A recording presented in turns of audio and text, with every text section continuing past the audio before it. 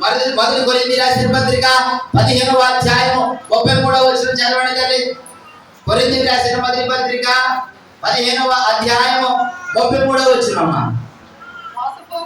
మోసపోకుడి, దుష్ట సాంగత్యము మంచి నడవడిని చెరుపును, నీతి ప్రవర్తన గలవారై మేల్కొని పాపము చేయకుడి, దేవుని గురించిన జ్ఞానము కొందరికి లేదట.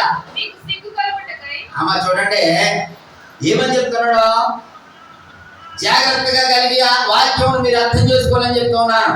ఏమని చెప్తున్నాడే, మోసపోకుడే. మీరు లోకమందు ఉన్నారు. ఒక రోజున నేను సింధు కలిపి చేపల వంటకి వెళ్ళాం. చేపల వంటకి వెళ్ళేసరికి ఆ చేపల దగ్గర చాలా రకాల చేపలు ఉన్నాయి. చాలా రకాల చేపల్లో ఆరు పాము చేప కూడా ఉంది. మీరు విన్నారా చేప పేరు? వినే ఉంటారు. అమ్మ చేప ఎలా ఉంటుందంటే ఆలు పామునమ్మ అంటారు తల్లిగా పెద్ద మామగారు. అది ఎలా ఉంటుందంటే తోకేమో పాములా ఉంటుంది, తలకాయేమో చేపలా ఉంటుంది. తోక ఎలా ఉంటుందంటే పాములా ఉంటుంది, తలకాయేమో చేపలా ఉంటుంది. ఆ చేప యొక్క విధానము ఇది ఏం చేస్తుందట, పాములోకి వెళ్ళి నేను పాముని అనుకుంటుందట. చేపలోకి వచ్చి తలకాయ చూపించి నేను చేపనని తన జీవనం కొనసాగిస్తుంటే ఒక సామెత. అంటే రెండు తత్వాలు అన్నమాట. ఒకటే చేప, రెండు తత్వాలు, భిన్న మనస్తత్వాలు. దేవుని యందు భయభక్తులు కలిగిన మనము రెండు మనస్తత్వాలు కలిగి ఉండకూడదు. దేవునికి స్తోత్రం చెప్పండి. అదే చెప్తా ఉన్నాడు ఇక్కడ, మోసపోకుడి.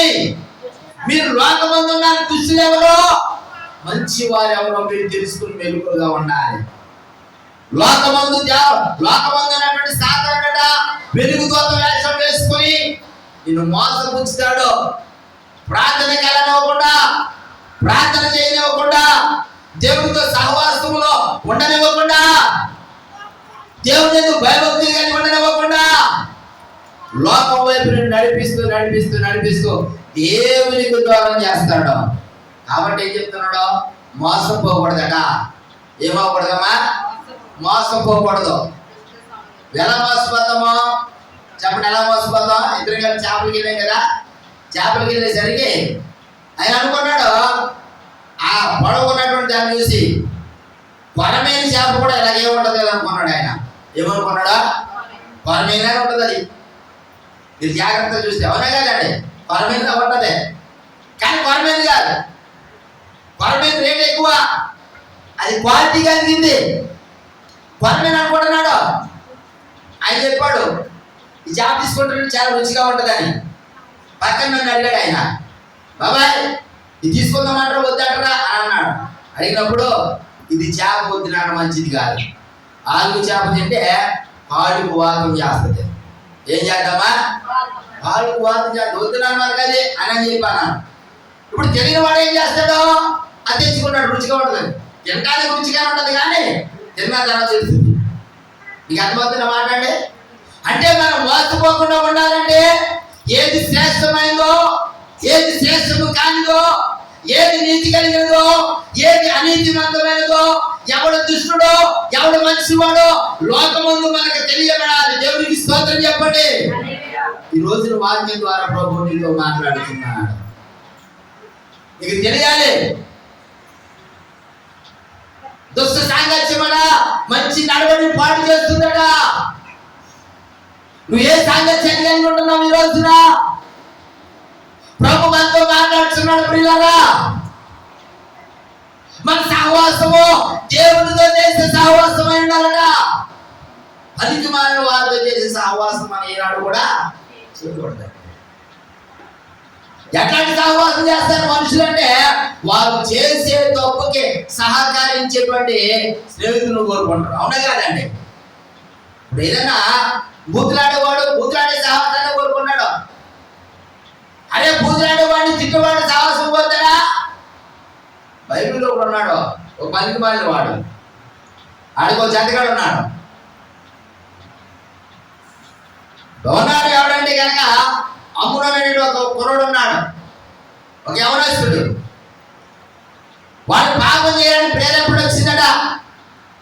పాపం చేయాలని ప్రేరేపణ వచ్చినప్పుడు ఎవరితో పాపం చేయాలనిపించిందట? తన సొంత చెల్లితో పాపం చేయాలనిపించిందట. బైబిల్తో కూడా కాదు, సొంత చెల్లితో పాపం చేయాలని తన హృదయం ప్రేరేపించింది. ఎవరు ప్రేరేపిస్తారు నిన్ను అలాగా? సాతాను ప్రేరేపిస్తాడు, దుష్టుడు నిన్ను ప్రేరేపిస్తాడు. ఈరోజు వాక్యం మాట్లాడుతుంది పిల్లారా. దుష్టుడు అలా నేను ప్రేరేపించినప్పుడు నీతి కలిగిన వారితో సహవాసం చేస్తే వాటిరా గొప్ప నీ చెల్లెలురా, నీ తండ్రి రక్తం పంచి పుట్టిన బిడ్డ, తల్లి మీద వచ్చి కానీ నీ తండ్రి అని పిల్లరా గద్దిస్తాడు, హెచ్చరిస్తాడు. ఈ అమ్ములోనికి వాడు కూడా ఉన్నాడు, జతగాడు. ఆడి పేరు ఏం పేరండి? యెహోనాదాబు. ఏం పేరమ్మా? యెహోనాదాబు వాడి పేరు. మీరు 2వ సమూయేలు గ్రంథంలో చూస్తే కనబడి చరిత్ర అంతా 13వ అధ్యాయం మొదటి నుంచి ఆఖరి వరకు యెహోనాదాబు అని ఒకడు ఉన్నాడు. వీడట అప్పుడు కనబడిన వాడు నేను సిగ్గుపాత్రుడట, సిగ్గుపాత్రుడట. రోజు రోజుకి దుడ్డుగా ఉన్నవాడు బక్కడైపోతున్నాడట. ఓ రోజున అడిగాడు యెహోనాదాబు వచ్చి, ఏబ్బా ఎందుకు చిక్కుపాత్రం అసలు, ఎందుకు నేను సిగ్గుపాత్రం అంటే ఆయన అడిగిన దానికి చెప్పే సమాధానం, నా చెల్లి అందు నేను వ్యామోహం కలిగిన వాడనై ఉన్నాను. నా తమ్ముడైనటువంటి అబ్షాలోము సహోదరి. అబ్షాలోము ఎవరు? అంతే ఒకటానికి పుట్టిన పెట్టలేడు అందరూ. ఏమండి, అబ్షాలోము చెల్లెలు ఉంది కదా తామారు. ఆ తామారు మీద ఇష్టం కలిగి ఉన్నాను, ప్రేమ కలిగి ఉన్నాను.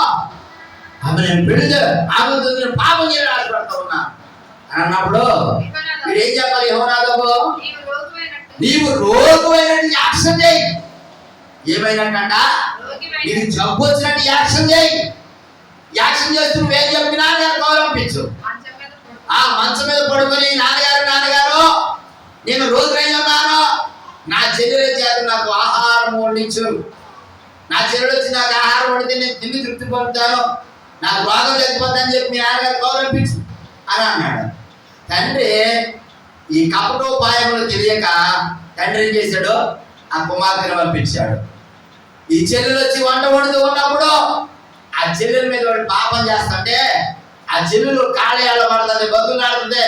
అనియా తప్పనియా, ఒకవేళ నీ మీద నాకు వ్యామోహం, నా మీద నీకు వ్యామోహం ఉంటే నాన్నగారు చెప్పు, నాన్నగారే పెళ్లి చేస్తాడు పోయి అని పిల్లలు ఎంత బ్రతుకులాడుతుందో అయినప్పటికీ వినకుండా పాడు చేస్తాడు. పాడు చేసి పాపం చేసిన తర్వాత ఇంట్లో నుంచి బయటికి గిడ్డి చేస్తాడంటే చిరిగిన వస్త్రముల చేత ఏడ్చుకుంటే నాన్నగారిని చెప్పి అప్షాలోము.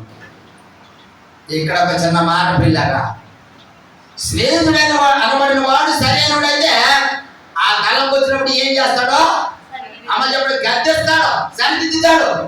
అప్పుడు నీకు ఆలోచన, నువ్వు ఆలోచన తీసుకోవడమే చాలా తప్పది అని పిల్లలు హెచ్చరిస్తాడు. చూడండి, రే కాదు డబ్బులు లేవురా వెళ్ళటోడు. మనం ఇంటికి వచ్చిన ఇద్దరు మీద చూసాక మా ఇంటి పక్క వాడు తాగెట్టుకుంటది అంటాడా, తాగిపోతుడు. అమ్మ చెప్పండి అంటాడంట, అరే డబ్బులు లేవురా బాగా వెళ్ళాలి. మీ అమ్మగారు ఉన్నాయి కదా పాసి పేరు పెట్టరా, మీ అమ్మగారు ఉన్నాయి కదా సతమానం అది పెట్టరా, నీ పిల్లలకు మొన్నే కదా చేయించాడు అమ్మగారు, ఏంటి అది వెండు పోతాడు అది పెట్టరా అని పిల్లగా తప్పు చేసేవాడు ఆ రీతిగా ప్రేరేపిస్తాడు, మంచివాడైతే ఖండిస్తాడు. ఈ రోజున దేవుని యొక్క వాక్యం నీతో మాట్లాడుతూ ఉంది. మోసపోకుడే దుష్ట సాంగత్యం అట మంచిగా నడిచే నడవడికలో చెబుతుంది, పాడు చేస్తుంది. ఈ రోజున మన బిడ్డలు ఎవరితో జత కడుతూ ఉన్నారు, మనము ఎవరితో స్నేహం చేస్తూ ఉన్నాం, మనం ఎవరితో మాట్లాడుతూ ఉన్నాం అనేది పిల్లగా జాగ్రత్తగా అవగాహన తెచ్చుకుని మనం మెసులుకోవాలట. ఎందుకంటే లోకమంతా కూడా దుష్టులో ఉంది. ప్రతి వాడును తంతలు కొట్టినట, ప్రతి వాడును తొండలై ఉన్నాడు. వాడి ఆలోచనలు కేవలం చెడ్డవై ఉన్నాయి. చెడ్డవై ఉన్నటువంటి ఆలోచనలు సరి చేయాలంటే సరైన వాడితో స్నేహం చేయాలి. దేవునికి స్తోత్రం చెప్పండి. మంచి వాడితో స్నేహం చేయాలి. మనుషులు ఎలా స్నేహం చేస్తారట? చెడ్డవాడిని వెతుక్కుంటూ వెళ్తారు. అవునే కదమ్మా? మంచోడితో చెడ్డ కడితే ప్రాణం అవుతుందా? ఒప్పదండి. మన మంచి చెప్తే వాళ్ళకి నచ్చదు కదా. దేవునికి స్తోత్రం చెప్పండి. చూడండి, పరిశుద్ధ గ్రంథంలో ఈ అమ్నోను అనబడిన వాడు చేసిన పాపమును బట్టి అర్ధాచుతో తన అన్నగారే ఈ అమ్నోను జరిపించాడు. మాట చిన్న వయసులో తమ్ముడు కుట్రాలోచన చేసి అబ్షాలోము చెల్లిని తెప్పించాడు. ఇంటికి కుట్రాలోచన చేసి చేతి తెప్పించాడు, పాపం చేశాడు, పంపించేశాడు. మరి అన్నగారు కోపం ఉండదుగా, నా చెల్లిని ఇలా చేస్తాడా అని మనసులో పెట్టుకున్నాడు. చాలా జన్మలు అయిన తర్వాత గొర్రెలు బొచ్చు కత్తిరించి కాలు వచ్చినప్పుడు యూదుల ప్రాంతంలో యెరూషలేములో అది ఒక పండగ కింద చేస్తాడు. ఒక పంట ఆడితే, ఎందుకంటే గొర్రె బొచ్చు అమ్ముతారండి, చాలా ఖరీదది. మరి పంట చేతికి వస్తే ఆనందమే కదా. ఆ గొర్రె బొచ్చు కత్తిరించి కాలు ముందు ఆ పంట వారి చేతికి వస్తున్న ఆనందంతో నేను పార్టీ చేద్దాం అనుకుంటాను. నా సహోదరులందరినీ పంపించడాడని మరలా అబ్షాలోము ఎవరి దగ్గరికి వెళ్ళాడు? ఎవరి దగ్గరికి వచ్చాడు? దావీదు దగ్గరికి. ఎవరి దగ్గరికి? దావీదు దగ్గరికి వచ్చాడు. దావీదు దగ్గరికి వచ్చి అంటున్నాడు, నా సహోదరులందరూ పంపించండి. మరి తండ్రికి ఈ కుట్ర తెలియదుగా. ఇప్పుడు ముందు చేసి నా కుట్ర తెలియదు, ఇప్పుడు చేస్తే నీ కుట్ర తెలీదు. సరే అని అనమన్నాడు. అమ్నోను ఇంటికి వచ్చేసరికి తన పరివారితో చెప్పాడు, అబ్షాలోము పరివారితో, అందరిని విడిచిపెట్టండి, అమ్నోను మాత్రమా నేను చంపేయడం. కత్తి వాత చేత చంపేశాడు. పాపము చేయడం వల్ల ఆ పాపం వల్ల వచ్చే జీతం ఏమవుతున్నాడో మరణం. పిల్లారా, మొదట పాపం చేయడానికి అంత అన్నిగానే కనబడుతుంది. వినాలే, మనం చూడడానికి అంత అనుకూలంగా కనబడుతుంది, కానీ దాని వల్ల వచ్చేటువంటి పర్యవసానం, దాని వల్ల వచ్చే ప్రతిఫలం చాలా భయంకరం. పిల్లారా, ఈరోజు వారికి మనల్ని హెచ్చరిస్తూ ఉంది. అమ్మా, నువ్వు ఏ ఆలోచన వైపు నడిపించబడుతున్నావు? అయ్యా, నువ్వు ఏ ఆలోచన వైపు నడిపించబడుతూ ఉన్నావు? ప్రభు చెప్తున్నాడు, నీకు జ్ఞానం నేర్పించాడట, మోసపోకుండా ఉండేలాగా. అవునే కాదండి? చూడండి, చిన్న మాట చెప్తున్నాను, మనం మోసపోతున్నామా లేదని చెప్పడానికి. బంగారం కొండకి వెళ్ళారు మీరు, వెళ్ళారు లేదా? వెళ్ళారు. బంగారం కొండకి వెళ్ళినప్పుడు వాడు చెప్పాడు, ఒక కాసు బంగారం ప్రస్తుతానికి 51,000 52,000 అవుతుందని అన్నాడు. మీరు 4-5 షాపుల్లో తిరిగారు, 4-5 షాపుల్లోనూ 51,000 అన్నారు. అయిన తర్వాత ఒక బాబు రేటు ఎక్కువ ఉందనుకుని దారి వచ్చేస్తుంటే ఈలోపు దారంట ఒకడు బ్యాగులు పట్టుకుని బంగారం చెవిలు తగిలించుకుని, అమ్మ బంగారం చెవిలే మేము డైరెక్ట్గా తయారు చేసి తీసుకొస్తాము, మాకు ఇన్కమ్ ట్యాక్స్లు ఉండవు, మాకు జిఎస్టీలు ఉండవు, ఏ ట్యాక్స్లు ఉండవు, నీకు 45,000 ఇస్తున్నాము అన్నాడు. ఎంత తగ్గుతుంది అక్కడ? మీరు ఎక్కడ 7,000 6,000 తగ్గుతుంది అనిపించింది. అన్నీ కూడా మళ్ళీ డిజైన్లు బాగున్నాయి, 45,000 వచ్చేస్తుంది కాసు. అక్కడేమో 52,000 అవుతుంది, కానీ ఎక్కడ కూడా నీకు తగ్గలే. ఇక్కడ 45,000 వచ్చేస్తుంది. నువ్వు బేరపాటు ఇంకా 2,000 తగ్గింది, 42,000 వచ్చేసింది, 43,000 వచ్చేస్తుంది. వెంటనే తీసుకున్నావు బాస్ బంగారం, ఇంటికి వచ్చావు, బాగానే ఉంది. 4 రోజులు పోయిన తర్వాత దాన్ని అవసరం ఉంటే అత్తోరింటి కూడా పెడతా కట్టుకెళ్ళావు. అత్తోరిల్లు అంటే తీసుకెళ్ళమ్మా, ఏమంటే బ్యాంకులో పెడతా కట్టుకెళ్ళావు. ఇప్పుడు ఆయన ఏం చేస్తాడు? ఆ బంగారం తీసుకెళ్ళి దేని మీద గీస్తాడు? ఆయన దగ్గర రాయి ఉండాలి, ఆ రాయి మీద గీస్తాడు. రాయి మీద గీకేసరికి అమ్మ ఇది ఒరిజినల్ కేడిఎం బంగారం కాదమ్మా, బంగారమే కానీ ఒరిజినల్ బంగారం కాదు, ఇదే సెకండ్ క్వాలిటీ కాదు, థర్డ్ క్వాలిటీ అని చెప్పేసరికి ఎక్కడ ఉండవలసిన గుండె కాస్త ఎక్కడికి వచ్చేద్దే మోకాల్లోకి, మోకాలు కిందకి ఆశ్చర్యపడక్కర్లేదు. మీకు అర్థమైందన్నమాట. డబ్బు పట్టుకెళ్ళావు బాగానే ఉంది, జ్ఞానంగా అన్ని షాపులు తిరిగావు బాగానే ఉంది, తెలివైన కుందేలు ఎవరు చేతిలో పడతాడా కదమ్మా. అలాగే పిల్లరా, మోసపోతూ ఉంటావు, మోసం చేస్తూ ఉన్నాడు. అప్పుడు మోసం చేసేవాడు ఉన్నాడు. జాగ్రత్త జాగ్రత్త జాగ్రత్త. ఈరోజు వాక్యం మీతో మాట్లాడుతూ ఉంది. ఏమని చెప్తారు తెలుసా? ప్రార్థన చేయక్కర్లేదులే, పాట పాడక్కర్లేదులే. పాట పాడడం అనిపిస్తుంది. ఎందుకు? ఎవరైనా చూసిన అవుతారు మీకు పాటలు ఏం చెప్తావా సాతాను, నువ్వు ఎందుకు బాధపడతావు? ఉన్నాక పాడేవాడు ఇది వాళ్ళకి ఏదో వంద చేసినట్టు మాకు. నీకు అర్థమైందండి అన్నమాట. నలుగురు బాధపడితే ఎంత ఆనందం. పాడగా మనకి కూడా మధురం అవుతుంది కదా స్వరము. చేపలు కొట్టాలనిపిస్తే 2 సార్లు కొడతాం, 3వ సారి మాకు కొడుతున్నాక నేను ఎందుకు కొడతాము? అవునా కదమ్మా, మాకు కొడుతున్నారు కదా నేను ఎందుకు కొడతాం? కంజీ కొట్టమని చెప్పాను. ఇవాళగా కంజీలో ఉన్నాడు ఆయన, కంజీ పని ఆయనదే. దేవునికి స్తోత్రం చెప్పండి.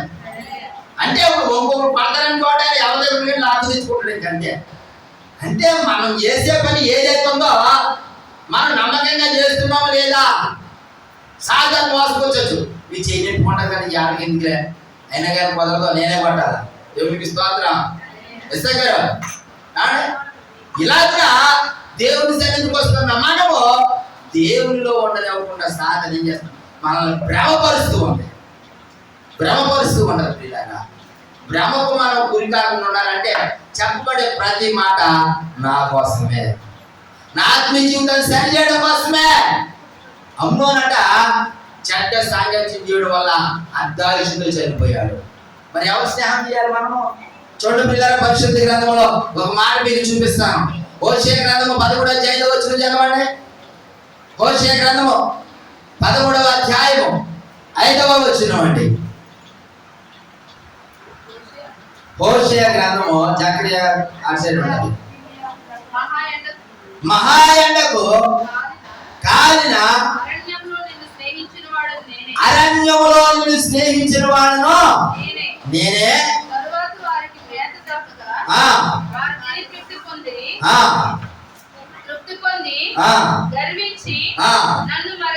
అమ్మ చూడండి, మహాయండకు చూసారా మీరు? మన చెప్పనా 13వ అధ్యాయంలో వచ్చినామండి. చూడండి, మహాయండకు కాలిన అరణ్యములో నిన్ను స్నేహించిన వాడు నేనే.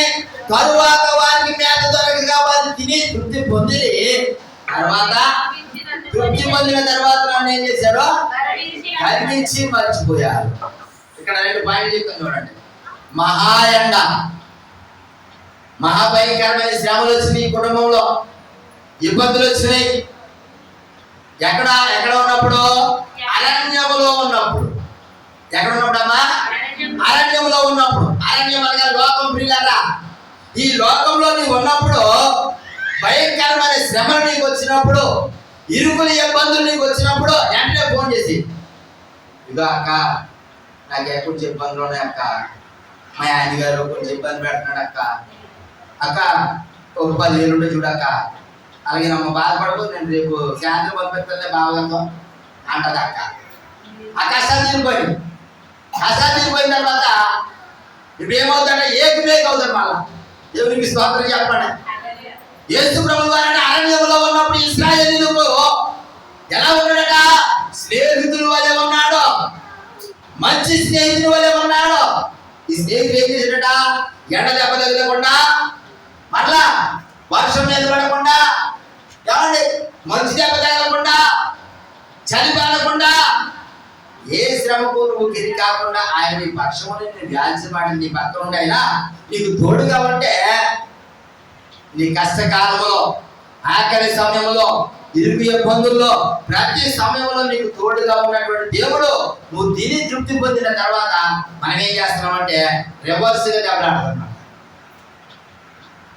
అయినప్పటికీ విడుదల దేవుడు నీ స్నేహం కోరి వస్తూ ఉన్నాడు. నీ స్నేహం కోరి వచ్చి నీ కొరకు ఆయన ప్రాణంనే ఇచ్చేస్తాడు. ఎంతో గొప్ప దేవుడు అండి. ఈ స్నేహం చేయాలి మనము. ఈ స్నేహితుడిని జతకోరాలి. ఎప్పుడు నాకు అంటే ఉంటామా? సహవాసం. మనం మొదటి నుంచి చెప్పుకున్న పాయింట్ అది. ఏ సహవాసం కోరుతూ ఉన్నాం మనము? అమ్మోడి స్నేహితుడు పేరు యెహోనాదాబు. వాడి దుష్ట సాంగత్యం అది. దుష్ట సాంగత్యం ఏం చేస్తుందంటే మంచి నడవడిని చెప్పింది, పాడు చేస్తూ ఉంటాయి. చెడ్డ సలహాలు, చెడ్డ ఆలోచనలు, చెడ్డ ఉద్దేశాలు వారికి ఇస్తూ, ఒరే మా అమ్మ వచ్చే పెన్షన్ డబ్బులు నాకు ఇవ్వట్లేదు అన్నాడట. ఇక్కడ చిత్రపుడి దగ్గర ఎడతరు కలిసి ఆగాలి. కళ్ళు డబ్బులు ఇవ్వట్లేదురా. ఒరే మా అమ్మ నాకు ఇవ్వకపోతే ఊరుకోండి, నిలబెట్టాను, గొడవ వేసాను, ఇచ్చేసింది, నువ్వు కూడా అంటే అడగా అన్నాడట. మరి వాళ్ళ అమ్మగారేమో నిలబెడితే గట్టిగా గొడవ తీయలే. వీళ్ళ అమ్మగారు కొంచెం అడ్డ తిరిగి దెబ్బేసరికి చేతిలో ఉన్నటువంటి కత్తి పెట్టిసిరేయట అమ్మ మీద. ఆ చెప్పినోడు ఎలా చెప్పాలి, రే ఒకవేళ లేవనుకో లేకపోతే కష్టపడదాం, ఆ డబ్బులు తెచ్చుకున్నాం అని చెప్పాలి వద్దా? ఆ విధమే తప్పు.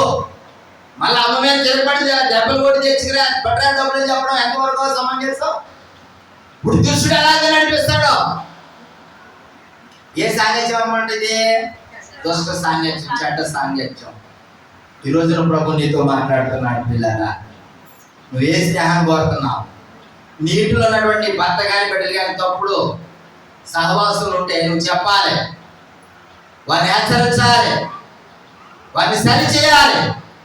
నువ్వు ఆ జంటకెళ్ళకయ్యా, నువ్వు అలా మందు తాకయ్యా, నువ్వు వారితో తిరగకయ్యా, వారిని నువ్వు మాట్లాడకయ్యా అని పిల్లగా వారితో మనం మంచిగా ఉపదేశించాలి. యేసు ప్రభువు వారు చెప్తూ ఉన్నారు, ఎండలో భయంకరమైన శ్రమల సమయంలో నేను వారికి తోడుగా నీడగా ఉంటే వాళ్ళు తృప్తి పొందిన తరువాత మరి ఏం చేశాక తృప్తి పొందిన తరువాత నన్ను విడిచిపెట్టారు. ఈరోజు ప్రభు యొక్క వాక్యం మాట్లాడుతూ ఉంది. పిల్లరా దేవుని యొక్క సన్నిధి మనం ఈనాడు కూడా విడిచిపెట్టకూడదు. దేవుని సహవాసాన్ని విడిచిపెట్టకూడదు. దేవుని సహవాసాన్ని విడిచిపెడితే మనం ఆశీర్వదించబడము. దేవుని సన్నిధికి మనం దూరమైతే మనం దీవించబడమండి. ఈరోజు ప్రభు శ్రేష్టంగా మాట్లాడుతూ ఉన్నారు. యోబు గారికి మంచి స్నేహితుడు వారు, అందరూ దరికిలే, అందరూ గొప్పవారే. తీర్పున్నప్పుడు బెల్లం చేసినట్లుగా, బెల్లం దగ్గరికి ఏకం చేసినట్లుగా, ఏంటంటే బెల్లం దగ్గరికి ఏం చేస్తామా ఏకం చేసినట్లుగా యోబు పరిస్థితి అంతా బాగున్నప్పుడు యోబు దగ్గరికి అనేక మంది స్నేహితులు వచ్చేవారు, అనేక మంది సలహాలు ఇవ్వడానికి వచ్చేవారు, తన దగ్గర ఉన్నదంతా కూడా తినడానికి త్రాగడానికి. యోబు పరిస్థితి అంతా మారిపోయింది. అది ఏమైపోయింది తెలుసా? యోబు గ్రంథం 19వ అధ్యాయం చూడండి, 14వ వచనము. యోబు గ్రంథం 19వ అధ్యాయము 14వ వచనం లాగా రాయబడి ఉంది. 19:14.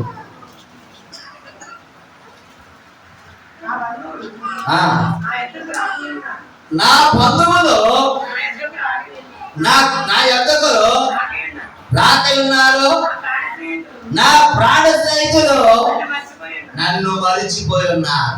ఏం చేశారన్న బంధువులు? నా యొద్దకు రాకుండా ఉన్నారు. ఎందుకు తెలుసా? నా నుంచి ఏ వాసన వస్తుంది అమ్మ? నా నుంచి ఏ వాసన వస్తుంది? చెడ్డ వాసన వస్తుంది. డ్రెస్ కాలిపోతూ ఉంది, ఆరోగ్యం లేదు, నా బలం అంతా ఉడికిపోయింది, నా కాళ్ళు చచ్చిపడిపోయింది, నా చేతి నుంచి ఇప్పుడు ధనం వెళ్ళడం లేదు, అనారోగ్యానికి నేను గురైపోతే నా బంధువులందరూ కూడా ఏం చేశారు? నన్ను విడిచిపెట్టేశారు. యోగ పరిస్థితి బాగున్నంతసేపు కూడా రక్త సంబంధులు చుట్టూ ఊగుతూనే ఉండేవారట. అక్కడ ఉన్నారు, చెల్లెళ్ళు ఉన్నారు, అన్నలు అందరూ, కనుక బంధుమిత్రులు అందరూ ఉన్నారు, అందరూ విడిచిపెట్టేశారట. ఆఖరికి రే నీ ప్రాణానికే నా ప్రాణం అడ్డన్నవాడు కూడా 3 సార్లు అబద్ధం ఆడాడు. ఎవరో పేతురు గారు. ఎవరో పేతురు గారు అన్నాడు లేదా యేసు ప్రభుతో, ప్రభువా నీ మీదకి నిజంగా కర్కమే కనుక వస్తే, ఊరి కనుక వస్తే ముందు నా ప్రాణం పోతుంది, నన్ను దాడి ఎవరు రావాలంటాడు. అలాంటి ఆయన మొమ్మోరు అబద్ధం ఆడాడు. అవునే కదండి? ఎంత లేచి మాటలు చెప్పి వాళ్ళంతా కూడా ఇబ్బంది వచ్చినప్పుడు దూరం అయిపోతారండి. మన పరిస్థితులు కలిమిలో ఉన్నప్పుడే మన దగ్గరికి వస్తారు, లేవసరికి అందరూ దూరం అయిపోతారు. అలాగనే యోబు జీవితంలో కూడా జరిగింది. యోబుని స్నేహితులందరూ కూడా ఇలాంటి మనస్తత్వం కలిగిన వారేనట. ఎట్లాంటి మనస్తత్వము? యోబు స్థితి బాగున్నప్పుడు స్నేహితులుగా ఉండి పరిస్థితులు మారేసరికి తనను మరిచిపోయారట. యోబునే మరిచిపోయారట. కానీ నా ప్రభు పిలుస్తూ ఉన్నాను నిన్ను అని చేతులు జాతి పిలుస్తూ ఉన్నాడు. నేను వారిని నేను విడిచిపెట్టి దేవుడను కాదు. దేవునికి స్తోత్రం చెప్పండి. నేను వారిని నేను విడిచిపెట్టి దేవుడని కాదు. నీ కష్టంలో, ఇరుకుల్లో, ఇబ్బందుల్లో, ప్రతి శోధన సమస్యలో నేను నీకు తోడుగా ఉన్నాను. ఈరోజు పిల్లరా, ధర్మం ఉన్నా లేకపోయినా, కలిమి ఉన్నా లేకపోయినా, నువ్వే కష్టంలో ఉన్నా, ఎంత భయంకరమైనటువంటి ఎండనేటువంటి కష్టాన్ని అనుభవిస్తూ ఉన్నా, నా ప్రభు నీ తోడుగా ఉండి నీ స్నేహమును స్నేహించిన వాడు ఆయన, నీ చెట్టగట్టిన వాడు ఆయన, నీ కష్టాల నుంచి విడుదల ఇచ్చిన వాడు నా ప్రభువు. ఈ రోజున ప్రభు వైపు చూస్తే చాలు, దేవా నన్ను దృష్టి వచ్చిన ఆయన, నా కష్టం నుంచి నాకు విడుదల దయచే ప్రభు నన్ను ప్రభుత్వం మనవి చేసుకుంటే ఆయన నీ వద్దకు వచ్చి నీ కష్టం నుంచి నీకు విడుదల కలిగజేసి నిన్ను తృప్తిపరిచే దేవుడిగా ఉన్నాడు. దేవుడికి స్తోత్రం చెప్పండి. కానీ మనం ఎలాంటి స్నేహం వాడతామట? దుష్ట సాంగత్యం వాడతాం, లోక సంబంధమైన స్నేహాలు వాడతామండి. ప్రభు చెప్తున్నాడు ఎలాంటి స్నేహం కలిగి ఉండాలంటే మనము మన కష్టములు ఉన్నప్పుడు మన కొరకు ప్రార్థించే వారై ఉండాలి, మన కొరకు కన్నీరు గార్చేవారై ఉండాలి. ఆఖరికి ఒక మాటని చూపించి నేను వాక్యాలు ముగిస్తాను ప్రియులారా. దానియేలు గ్రంథము 2వ అధ్యాయము 17వ వచనం ఒకసారి చదవండి. దానియేలు గ్రంథము 2వ అధ్యాయము 17వ వచనం ప్రియులారా. అప్పుడు దానియేలు తన ఇంటికి పోయి తన స్నేహితులైన హనన్యాకును, మిషాయేలునకును, అజర్యాకును సంగతి తెలియజేసి తానును తన స్నేహితులను బబులోనులో తక్కిన జ్ఞానులతో కూడా నశింపకుండా ఉండినట్లు ఆ కళ యొక్క మర్మ విషయమై పరలోకమందున్న దేవుని వలన కటాక్షము పొందు నిమిత్తమై ఆయనను వేడుకొనుడని వారిని హెచ్చరించెను. దేవునికి స్తోత్రం చెప్పండి. రాజుగారికి ఒక కళ వచ్చిందట. ఆ కళ యొక్క భావం మీరు చెప్పాలి. ఇది కళ వచ్చింది, ఆయన మర్చిపోయాడు. ఏదో కొంత చెప్తున్నాడు కానీ ఆయనకి తెలియదు, కళభావం తెలియదు. కళభావం తెలియదండి. అక్కడ ఉన్నటువంటి సకల జ్ఞానులు పిలిపించాడు ఆయన. ఎవరు చెప్పలేకపోతున్నారు, మాంత్రికులు పిలిపించాడు, ఎవరు చెప్పలేకపోతున్నారు. రాజుగారికి అని చెప్పి కళ యొక్క భావమే తెలియడం లేదు, అర్థం తెలియడం లేదు. చాలా మంది మన పెట్టి కళ వచ్చినప్పుడు నాకు ఫోన్ చేస్తారు, అయ్యా దీని భావం ఏంటండి, దీని అర్థం ఏంటయ్యా. ప్రార్థన చేస్తాము, ప్రభు ఇచ్చిన ప్రేరణను బట్టి నాకు తెలిసినంత వరకు నేను కూడా తెలియజేయడానికి ప్రయత్నము చేస్తాను పిల్లగా. ఇప్పుడు దానియేలు గారికి వచ్చిన పెద్ద సమస్య ఏంటంటే అందరూ చెప్పలేకపోయారు, ఎవడైతే చెప్పలేకపోయినా వాడు అందరూ చెప్పేస్తాడు రాజుగారు. ఇప్పుడు దానియేలు గారు వంతు వచ్చింది, దానియేలు గారు చెప్పాలి. దానియేలు గారిని పిలిస్తే దానియేలు గారు అన్నాడు, నా వల్ల అయితే కాదు కానీ పరమందున్న దేవుని సహాయం కోరుతానండి అన్నాడు. సరే వెళ్ళు, నాకు జవాబు కావాలన్నాడు, నాకు అర్థం కావాలన్నాడు. ఎందుకంటే ఏం చేయండి తెలుసంటే తనకు 3 స్నేహితులు ఉన్నారట. ఏం పేర్లు? హనన్య, అజర్య, మిషాయేలు. వారికి మరొక పేరు, ఏం పేరు? షడ్రకు, మేషకు, అబేద్నెగో. ఈ పేరు తక్కువ మీకు గొప్పనే అయ్యి అర్థం కాదు. కాబట్టి షడ్రకు, మేషకు, అబేద్నెగో వీళ్ళ 3 స్నేహితులట. ఎవరికి? దానియేలు గారికి. ఇప్పుడు దానియేలు గారికి ప్రార్థన సహాయం కావాల్సి వచ్చింది. ప్రార్థన సహాయం కావాల్సి వచ్చింది. వీళ్ళకి అన్నాడు, నేను రాజుకు మాట ఇచ్చాను, రాజుగారికి వచ్చిన కలభావం చెప్తానని, మీరు నా కొరకు ప్రార్థన చేయండి. దేవుడికి స్తోత్రం చెప్పండి. మన మందిరంలో ప్రార్థన సహాయం కోరుతారు సాక్ష్యాలు చెప్పి, అమ్మ నా బిడ్డకి ఇలాగ ఉంది, నా కుటుంబంలో అలాగ ఉంది, నాకు పరిస్థితి బాగాలేదు, ప్రార్థన చేయమని. మనం ఏం చేస్తాం? అమ్మ చేస్తాను అంటే ఇంటికి పోయి మన గురించే చేసుకోమా. అవునండి, మన గురించే ప్రార్థన చేసుకుని దాని గురించి ఏం చేస్తాం ప్రార్థన. కానీ దానియేలు స్నేహితులు ఏం చేశారట? దానియేలు గురించి వెళ్ళి మోకరించి ప్రార్థన చేశారు. దేవుడికి స్తోత్రం. దానియేలు కూడా తన ఇంటి పైకి పైకి తన కిటికీలు యెరూషలేము తట్టు విప్పి ప్రార్థన చేస్తున్నాడు. దేవా నీవు తప్ప ఎవరు చెప్పలేరు నాయన. ఏదైనా రోగం వచ్చింది, అనారోగ్యం వచ్చింది, దేవా నీవు తప్ప నా బిడ్డకు ఆరోగ్యం ఎవరు దయచేయలేరు నాయన. ఎవరు నాకు విడుదల ఇవ్వలేరు ప్రభువా, ఇవే సహాయం చేయాలి. నేను సమస్యలో ఉన్నాను, ఇబ్బందుల్లో ఉన్నాను అని పిల్లగా మనం ఎవరి సహాయం కోరుకోవాలట? దేవుని సహాయం కోరుకోవాలి. మన యొక్క స్నేహితుల యొక్క ప్రార్థన అవసరం కోరాలి. ఇప్పుడు మన స్నేహితులు బూతులాడే వాడు అనుకున్నాడు, ప్రార్థన అవుతా చెప్పాలి, వద్దామా ప్రార్థన అవుతా రాదండి. సరే బూతులు ఆడతారు వచ్చినట్టుగా లోకంలో తిరుగుతున్నారు. సరే చేసి ప్రార్థన దేవుడు అంగీకరిస్తాడా? ఏం రేపు చెప్పలేదు తెలియదు. అంగీకరిస్తాడంటే అంగీకరిస్తాడు. ఇప్పుడు మన ఇష్టానుసారంగా మనం ఇష్టం వచ్చినట్టుగా మాట్లాడుతూ ఉంటే ప్రార్థన చేస్తే దేవుడు ఎందుకు అంగీకరిస్తాడు? ఏమని చెప్పాడు? మీరు మొట్టమొదటి చదివారు కొరింథీయులకు రాసిన పత్రికలో. ఏమన్నా అక్కడ ఒక మాట చదువుతారు, మోసపోకుడే, దుష్ట సాంగత్యం, మంచి నడవడిని పాడు చేయను. ఇంకా కిందకి ఆ మాట కావాలి. మరి ఒక మాట చెప్తే సరిపోతుంది. ఏంటమ్మది? మంచి ప్రవర్తన గలవారై నీతి నీతి నీతి స్నేహంగా ఉండాలట. చూడమ్మ ఒకసారి ఏమన్నది అక్కడ? 1 కొరింథీ 15వ అధ్యాయం. నీతి ప్రవర్తన గలవారై మేలుకొని పాపము చేయకండి. ఎవరైతే పాపం చేస్తూ చేయకుండా ఉంటారో మరి ప్రార్థన ప్రభువు ఆలకిస్తాడు. ఎవరైతే నోటి నుంచి చెడ్డ మాటలు మాట్లాడుకుంటారో వారు ప్రార్థన ఆలకిస్తారు. ఈ ముగ్గురు నోట దావీదు స్నేహితులు అనబడిన ముగ్గురు కూడా మరణం మేలుకు వస్తుంది, కానీ మరణానికి చచ్చిపోతాకే ఇష్టపడతాం. కానీ మేము మాత్రం ఆ దేవతగా మొక్కమన్నారు. అన్నారు లేదా? అన్నారు లేదా? అగ్నిగుండంలో పడతాకే ఇష్టపడ్డారు. ఈ రోజున మనం అలాంటి స్నేహితులు ఎంచుకోవాలట. పిల్లలు ఉన్నారు, కాలేజీకి వెళ్తారు.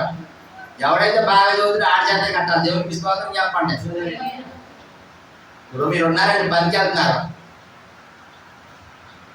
ఎస్ఐ గారు 4 కూలి బదులు ఇవ్వాలన్నారు.